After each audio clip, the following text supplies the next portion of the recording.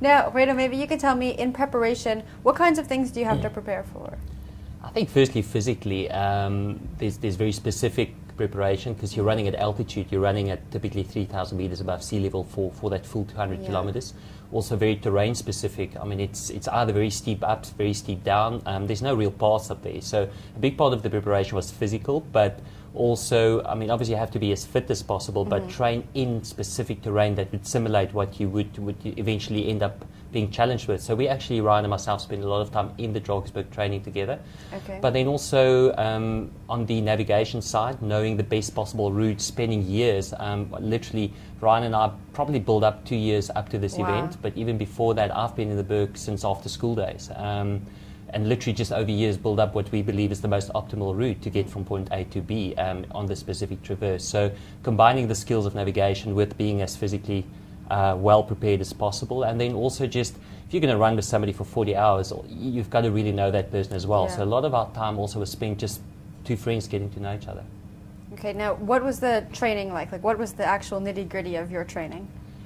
I think just getting used to spending a lot of time on your legs. So it was physically running, but running it where there's no paths, at altitude, with your running partner, and just get to know each other when you're in a good mood and when you may be struggling a bit as well. Because that's the big thing. You're not going to run for 40 hours and just have good luck. There will be challenges.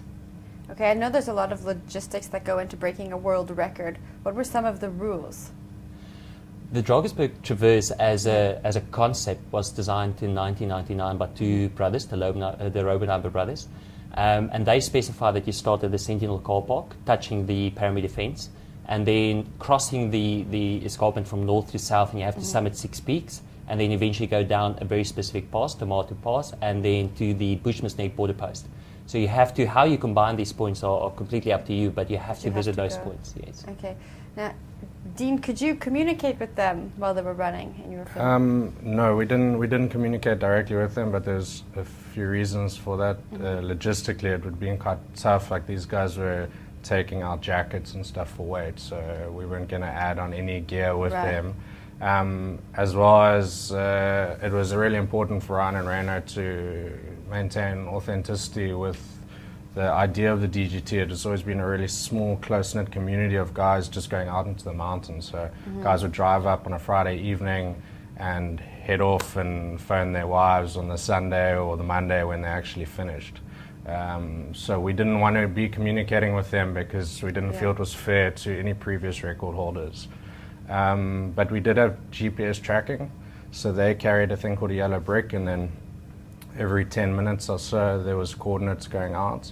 And then we had Stefan, who's Ryno's brother, was on the ground with a whole big team and our film team. And then they would be sending us coordinates every 15 minutes via SMS on satellite phones.